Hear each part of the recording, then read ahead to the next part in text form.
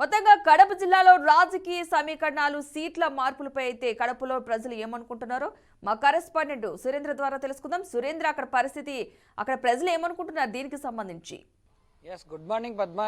రోజు రోజుకు ఏపీలో రాజకీయ సమీకరణాలు వేగంగా మారబోతున్నాయి. అట్ ది సేమ్ టైం రాజకీయాలు కూడా వేడెక్కాయని చెప్పవచ్చు. రాయలసీమ వ్యాప్తంగా చాలా వరకు సీట్లలో మార్పు అయితే ఉండదని ఫస్ట్ అనుకున్నారు. కానీ వైసీపీ మాత్రం ఇందుకు భిన్నంగా ఎంపీల అభ్యర్థులుగా ఉన్నటువంటి వాళ్ళని ఎమ్మెల్యే అభ్యర్థులుగా ఉన్నటువంటి వాళ్ళని ఎంపీ అభ్యర్థులుగా మార్చడం కూడా చూసాం. నిన్న రాత్రి విడుదలైనటువంటి లిస్టులో ఉమ్మడి కడప జిల్లాలో ఉన్నటువంటి 10 నియోజకవర్గాల్లో మొదటి సీట్ అయితే కట్ అయింది. రాజంపేట ఎమ్మెల్యేగా ఉన్నటువంటి మేడ మల్లికార్జున రెడ్డి ప్లేస్లో ఉమ్మడి జెడ్పీ చైర్మన్గా ఉన్నటువంటి ఆకిపాటి అమర్నాథ్ రెడ్డికి అయితే సీటు ఖరారు చేసినట్లుగా ఇప్పుడే ప్రకటనలు కూడా వెలువడాయి. దానికి సంబంధించి అలాగే ఏపీలో కూడా తీవ్ర చర్చనీయాంశంగా మారుతా ఉన్నాయి రాజకీయ సమీకరణాలు. ఇటు టీడీపీలో కూడా వలసల పర్వం జరుగుతోంది, ఇటు వైసీపీలో కూడా. అంటే ఎంపీ కేశినేని నాని చంద్రబాబుకు చాలా దగ్గరగా ఉన్నాడు, అటువంటి వ్యక్తి కూడా వైసీపీలో చేరారు.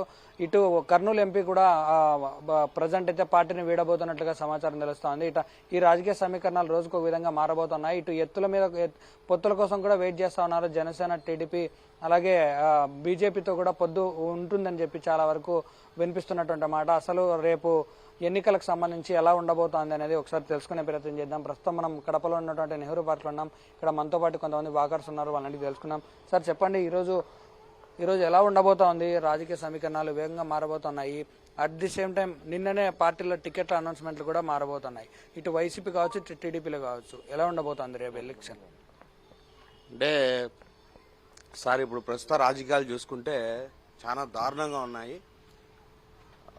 అది ఏ ఏ ఏ కోణంలో చూసినా కూడా అసలు ప్రజలు అసహించుకునే పరిస్థితిలో ఉంది.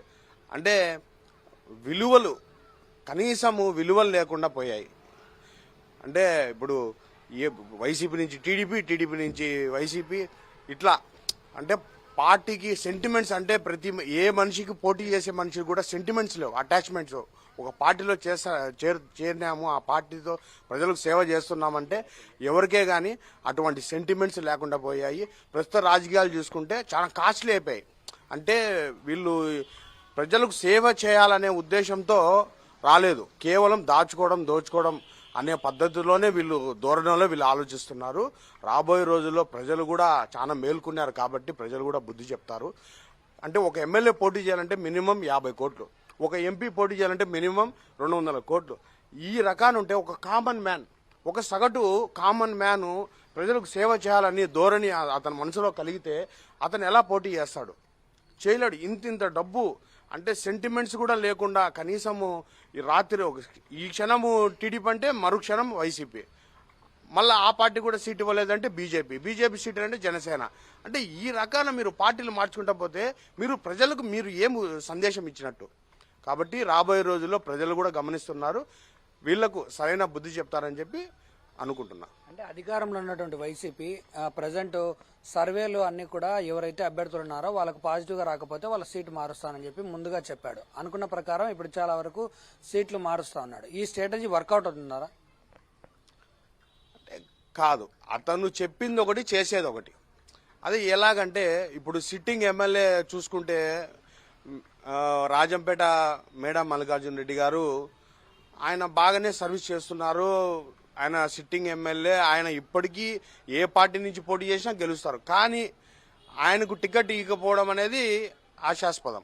ఆయనకు టికెట్ ఇవ్వకుండా మళ్ళా మొన్నటికి టికెట్ ఇస్తానని చెప్పి నిన్న మళ్ళా వెంటనే టికెట్ మార్చడం అనేది చాలా దారుణమైన పరిస్థితి. కాబట్టి ఎవరైనా సరే ఇప్పుడు పార్టీలో పనిచేసే వాళ్లకు, కష్టపడి పనిచేసే వాళ్లకు న్యాయం చేయాలని చెప్పేది కోరుకుంటున్నాను.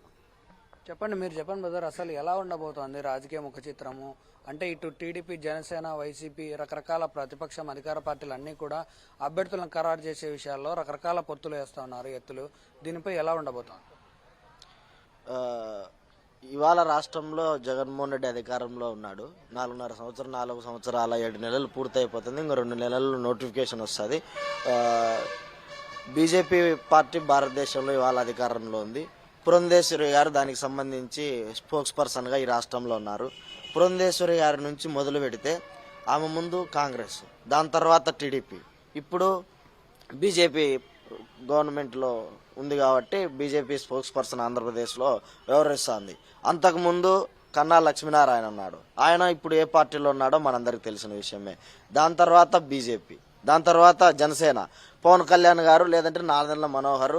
ఈ రాష్ట్రంలో ఇంకొక మాట్లాడే స్పోక్స్ పర్సన్ లేకపోవడం అనేటువంటిది మనం చూస్తూ ఉన్నాం. మాట్లాడితే ప్రశ్నించడానికి మేము పార్టీ పెట్టినామని పవన్ కళ్యాణ్ గారు చెప్తా ఉన్నారు. కానీ ఈ రాష్ట్రంలో ఎక్కడ మాట్లాడుతున్నాడో ఆయనకే తెలియాల్సినటువంటి అవసరం ఎంతైనా ఉంది. దాని తర్వాత కడప జిల్లాకు వచ్చి లేదంటే రాష్ట్ర వ్యాప్తంగా ఒకసారి ఆలోచించినట్లయితే వైసీపీ గవర్నమెంట్ 175కు 171 అని చెప్పి ప్రకటిస్తుంది. వైనాట్ 171 అని చెప్పి మాట్లాడుతుంది.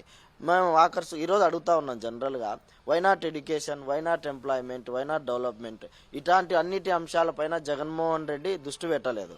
కేవలం అతని యొక్క మంత్రిమండలి, ఆయన యొక్క ఎమ్మెల్యేలు, ఎంపీలు మంది మార్బలం, అంగబలం పెంచుకోవడానికి కోసం, అంటే ఒక రకమైనటువంటి రాజకీయాన్ని మార్కెట్ అంటే అత్యంత పెద్ద డబ్బు సంస్థగా ఏర్పాటు చేసుకున్నాడు జగన్మోహన్ రెడ్డి తప్ప. ఇది ఒక రాజకీయంలో జనానికి సర్వీస్ చేయాలా, జనం యొక్క జనక్షేత్రంలో మార్కులు సంపాయాలనే దాంట్లో ఆయన కోల్పోయినాడు. దానికి సంబంధించి తనకు తానుగా మార్కులు వేసుకున్నటువంటి గుడివాడ అమర్నాథ్ రెడ్డి లాంటి వాళ్ళని మనం చూస్తూ ఉన్నాం. చాలా మందిని మార్చేసినాడు కూడా, ఎమ్మెల్యేలను లేకపోతే ఎంపీలను. ప్రభుత్వ సిబ్బందికి సంబంధించి మామూలుగా ట్రాన్స్ఫర్లు ఉంటాయి, కానీ జగన్మోహన్ రెడ్డి సర్కారు నేపథ్యంలో ఎమ్మెల్యేలకు ఎంపీలకు కూడా ఇన్ఛార్జీలు ట్రాన్స్ఫర్లు పెట్టినాడు. అంటే వాలంటీర్లను అడిగితే చాలా దగ్గరగా జనానికి సంబంధించినటువంటి అంశాలు చెప్తారు జగన్మోహన్ రెడ్డి గారికి. ఆయన ఎమ్మెల్యేలను మారుస్తున్నాడు, ఎంపీలను మారుస్తున్నాడు, కానీ తన యొక్క పరిపాలన మార్చుకోవడంలే. దీనివల్ల పెద్ద ఉపయోగం లేదు. ఎందుకంటే జనం మీద ఒక రకమైనటువంటి భారం మోపాడు. పన్నుల భారం కావచ్చు, మొత్తం ఈ ప్రభుత్వాన్ని కని విని ఎరుగని చరిత్రలో, భారతదేశ చరిత్రలో ఈ ప్రభుత్వాన్ని చూడనంత విసిగిపోయినటువంటి జనాన్ని ఇవాళ మనం ఆంధ్ర రాష్ట్రంలో చూస్తూ ఉన్నాం. బ్రదర్, ఇప్పుడు నేనేమంటున్నా అంటే, ఒక చోట ఎమ్మెల్యేగా పనిచేసినటువంటి అభ్యర్థి ఇంకొక ప్లేస్కి వెళ్ళి తన క్యాడర్ని కానీ తన వర్గాన్ని కానీ డెవలప్ చేసుకునేంత టైం ఉందా? అలాంటి ఈక్వేషన్స్ ఒక నియోజకవర్గం నుంచి ఇంకో నియోజకవర్గానికి మారడం వలన ఆ స్ట్రాటజీ వర్కౌట్ అవుతుందా? ఇంతకు అసలు అలాంటి పరిస్థితులు ఉండబోతాయా?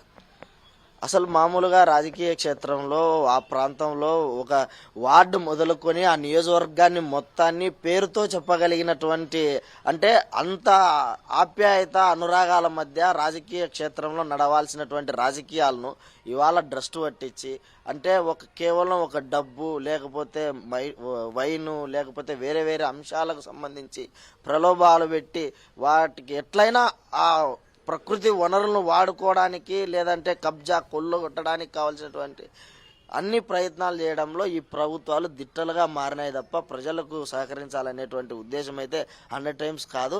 అందువల్ల ఇవాళ ఆంధ్ర రాష్ట్రం యొక్క పర్ క్యాపిటల్ పడిపోతుంది. ఇవాళ ఒక ప్రాంతంలో గెలిచి ఇంకో ప్రాంతంలో టికెట్ ఇస్తే గెలుస్తాం అనేటువంటి, అంటే టికెట్ తెచ్చుకోవడానికి కూడా ఒక పెద్ద ప్రయత్నం. 300 ఇందాక మిత్రుడు మాట్లాడుతా 200 కోట్లు 50 కోట్లు చెప్పారు. అది సహజం. ఇవాళ రాజకీయాల్లో సహజంగా మారిపోతా ఉన్నాయి. 1000 కోట్ల రూపాయలు పెట్టుబడిగా పెట్టి సీటు తెచ్చుకోవడం, అంటే ఓ రకంగా చెప్పాలంటే రాజకీయ నేతగా ఎదగాలంటే జనంతో సంబంధాలుండి మాట్లాడగలిగి లేకపోతే ప్రజా సమస్యల పైన ఒక నిర్దిష్టమైనటువంటి అవగాహన ఉన్నటువంటివి రాజకీయ క్షేత్రంలో ఉన్నాయి. కానీ ఇవాళ అలాంటి పరిస్థితి లేదు. ఎంత డబ్బులు ఎట్టగలవు, ఎంత మ్యానిపులేటింగ్ చేయగలవు, ఇలాంటివన్నీ కొలబద్దగా ఉన్నటువంటి నేపథ్యం కనపడతా ఉంది. ఇప్పుడు ఈ 3 పార్టీలు 4 పార్టీలు అంటే, ఇటు అది కేంద్రంలో అధికారంలో ఉన్నటువంటి బీజేపీ కావచ్చు, రాష్ట్రంలో అధికారంలో ఉన్నటువంటి వైసీపీ, ఇటు ప్రతిపక్షం చూస్తే జనసేన, టీడీపీ. వీటితో పాటు ఇప్పుడు కాంగ్రెస్ పార్టీలకు వైఎస్ షర్మిల కూడా ఎంట్రీ ఇచ్చారు. ఆమె ఎలా ఉండబోతుంది ఆమె ఎంట్రీ? ఆమె కాంగ్రెస్ పార్టీకి సంబంధించినటువంటి వైఎస్ షర్మిల గారు ఇవాళ మొన్ననే మన ఖర్గే గారు, దాని తర్వాత రాహుల్ గాంధీ గారితో కండువా కప్పుకొని ఆంధ్ర రాష్ట్రంలోకి అడుగుపెట్టిన సంగతి మనందరికి తెలిసిందే. ఇవాళ ఆంధ్ర రాష్ట్రంలో చాలా మందికి కడప మొదలుకొని శ్రీకాకుళం వరకు వైసీపీ గవర్నమెంట్, వైసీపీ ప్రభుత్వం చాలా మంది ఎమ్మెల్యేలు మార్చిన నేపథ్యంలో కొంతమంది టీడీపీలోకి మారుతా ఉన్నారు, మరికొంతమంది టీడీపీ నుంచి వైసీపీకి మారుతున్నారు.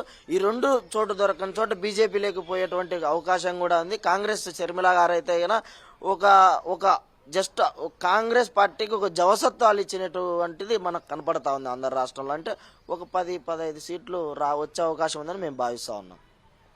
ఇప్పుడు చూస్తే ఇటు ప్రతిపక్షంలో ఉన్నటువంటి పార్టీలు కావచ్చు, అధికార పక్షంలో ఉన్నటువంటి పార్టీలు కావచ్చు, అన్ని కూడా వారి వారి బలాలను చూపించుకుంటా ఉన్నాయి. రాబోయే ఎన్నికల సమయంలో ఎలాంటి వ్యూహంతో వెళ్తాయి అనేది మాత్రం చూడాలి. ఇప్పటికైతే అభ్యర్థుల మార్పు కసరత్తులు అయితే మొదలుపెట్టింది. ఇటు ప్రతిపక్షం అయితే ఇంకా స్టార్ట్ చేయలేదు. ఇటు కాంగ్రెస్ పార్టీలోకి షర్మిలా వచ్చింది కాబట్టి ఒక 10 సీట్లు పెరిగే అవకాశం కూడా ఉంది అని చెప్తున్నారు. మనతో పాటు కొంతమంది వాకర్స్ కూడా ఉన్నారు, వాళ్ళని కూడా అడిగి తెలుసుకున్నాం.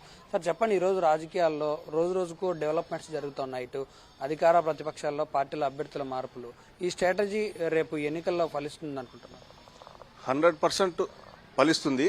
ఎందుకంటే జగన్మోహన్ రెడ్డి గారు ప్రతి ఒక్కరికి ముందు నుంచి చెప్తూ వస్తున్నారు, ప్రజల్లో ఉండి ప్రజలతో పనిచేసే వాళ్ళకే ఈ టికెట్లు ఇస్తాం, ప్రజలకు దగ్గరగా లేని వాళ్లకు మీరు ఆశించద్దు, మీకు ఏదో ఒక విధంగా మన పార్టీలోనే వేరే పదవులు ఇస్తాం కానీ ఎమ్మెల్యేలు కానీ ఎంపీలు కానీ ఇచ్చే అవకాశం లేదని ముందు నుంచి చెప్తూ వస్తున్నారు.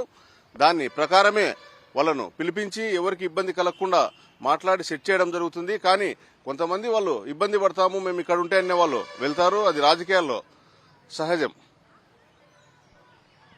ఎస్, అంటే ఇప్పుడు ప్రజెంట్ రాజకీయాల్లో రోజుకు ఒక డెవలప్మెంట్స్ జరుగుతూ ఉన్నాయి. ముందు చెప్పినటువంటి మాట ప్రకారమే సర్వేల్లో వచ్చినటువంటి రిజల్ట్స్ ఏవైతే ఉన్నాయో దానిని బేస్ చేసుకొని సీఎం జగన్ అయితే స్పష్టంగా చెప్పుకుంటూ వచ్చాడు ముందు నుంచి కూడా. మీకు మీ నియోజకవర్గాల్లో సర్వేలలో ఏదైనా నెగిటివ్ వస్తే మీ ప్లేస్లో వేరే వాళ్ళు ఎమ్మెల్యేగా ఉండబోతున్నారు, వాళ్ళకు ఇన్ఛార్జీలను కూడా మారుస్తారని చెప్పారు. కాబట్టి ఆ కోణంలోనే ఈరోజు అభ్యర్థుల మార్పు జరుగుతూ ఉంది. ఇటు ఏపీ రాజకీయాల్లోకి వస్తే స్పోక్స్ పర్సన్గా ఉన్నటువంటి ప్రతి ఒక్కరు కూడా రోజుకు పార్టీ మారుతూ ఉన్నారు. రాజకీయాలకు ఒక కొలమానం అనేది లేదు, డబ్బుతోనే రాజకీయాలు చేసే స్టేజ్కి వచ్చారని చెప్పి వాకర్స్ చెప్తా ఉన్నారు. మరి చూద్దాం, ఇంకా రాయలసీమ జిల్లాలు కావచ్చు, ఇటు కడప జిల్లాలో కూడా చాలా వరకు మార్పులు జరిగే అవకాశం ఉందంటున్నారు. మ్యాక్సిమం ఒక 3 సీట్లు కూడా ఇటు వైసీపీ కానీ ఇటు టీడీపీ కూడా ఇంకా ఎక్కడ ప్రకటించలేదు. ఒక కడప, ప్రొద్దుటూరు, జమ్మలమడుగు మినహా ఇంకా ఎక్కడ కూడా ఈ టికెట్లు ఫైనల్ చేసినట్లేదు. మరి చూడాలి, ఈ వారం 10 రోజుల్లో సంక్రాంతి పండుగ అయిపోయేలోపు అన్ని పార్టీలు కూడా తమ అభ్యర్థులను అయితే ఖరారు చేస్తారని కూడా తెలుస్తున్నటువంటి పరిస్థితి ఉంది. మొత్తంగా చూస్తే రేపు ఎలక్షన్ సంబంధించి కాస్ట్లీగా ఉండబోతున్నాయి రాజకీయాలు అని చెప్పి వాకర్స్ నుంచి వస్తున్నటువంటి మాట. పద్మ. సురేంద్ర, మొత్తంగా అయితే కడప జిల్లాలో రాజకీయ సమీకరణాలు, సీట్ల మార్పులపై కడపలోని ప్రజలు ఏమనుకుంటున్నారు ఇప్పటి వరకు చూసి